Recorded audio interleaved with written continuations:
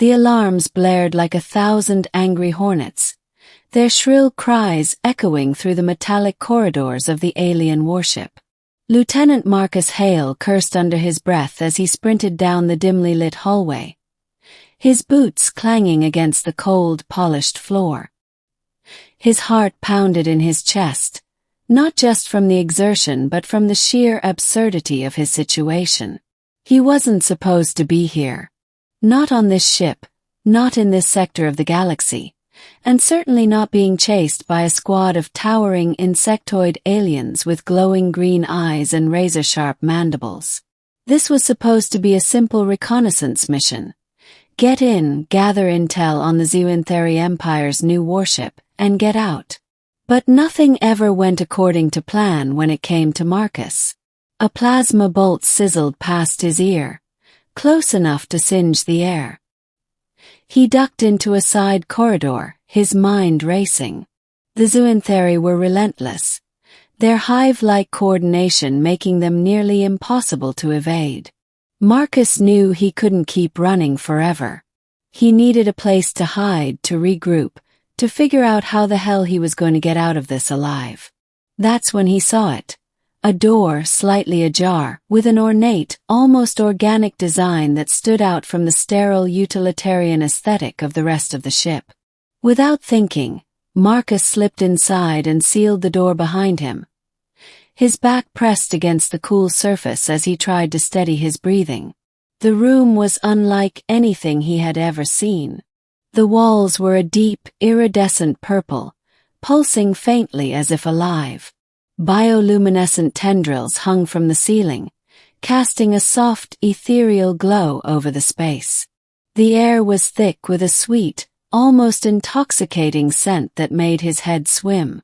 But what truly caught his attention was the massive, circular bed at the center of the room, draped in silken fabrics that shimmered like liquid silver. This wasn't just any room. This was the Queen's chamber. Marcus's stomach dropped. He had heard stories about the Zyn'thari Queen, ruthless, cunning, and possessing a mind so vast it could control an entire fleet with a single thought. She was the heart of the Zyn'thari Empire, the linchpin that held their civilization together. And he had just barged into her private quarters. He needed to get out. But before he could move, the door hissed open and Marcus froze. Standing in the doorway was a figure that could only be the Queen herself.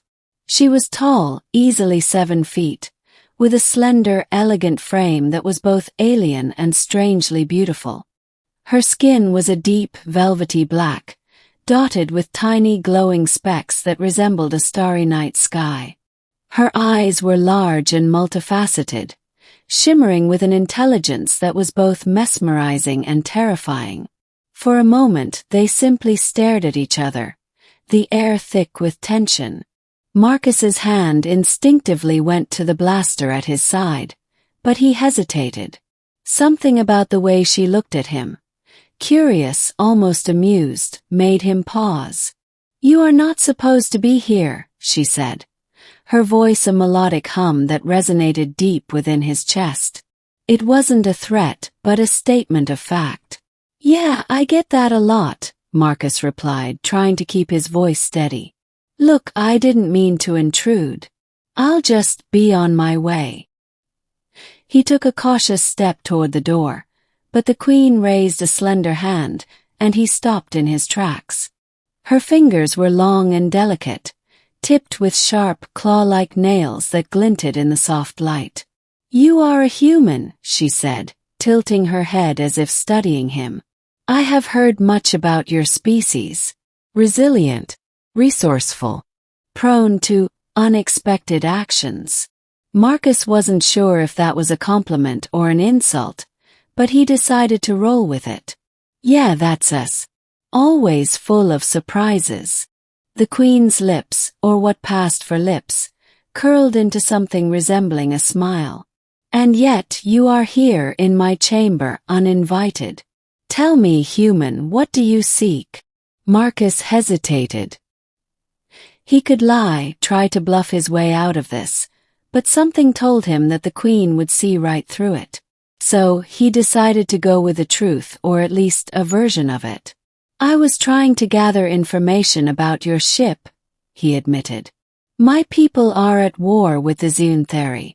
I thought if I could learn more about your technology, your strategies, maybe I could find a way to end this conflict." The Queen's expression didn't change, but her eyes seemed to soften just a little. "War," she said, the word heavy with meaning. "It is a constant, is it not? A cycle that seems to have no end." Marcus nodded. "Yeah, it's pretty much all we've known for as long as I can remember." The Queen stepped closer, her movements graceful and deliberate. Marcus tensed, but she made no move to harm him. Instead, she reached out and gently touched his face, her claws brushing against his skin with surprising tenderness. "You are different from the others," she said, her voice barely above a whisper. "There is a fire within you, a will to survive that I have not seen in many of your kind." Marcus swallowed hard, his heart racing for a different reason now. I don't know what to say." The Queen's hand dropped, and she turned away, her gaze distant. "Perhaps there is another way," she said, more to herself than to him. "A way to break the cycle, to find peace." Marcus frowned. "What are you saying?" She turned back to him, her eyes locking onto his with an intensity that made his breath catch. "I am saying that perhaps it is time for a change. Time for the Zyn'thari and the humans to find common ground, to end this war before it consumes us all." Marcus stared at her, stunned. This wasn't what he had expected. Not even close. You want peace." The Queen nodded. "I do. But it will not be easy. There are those among my people who thrive on conflict, who see war as the only way. They will resist any attempt to change." Marcus felt a spark of hope ignite within him. "Then let me help you. Let me be the bridge between our species.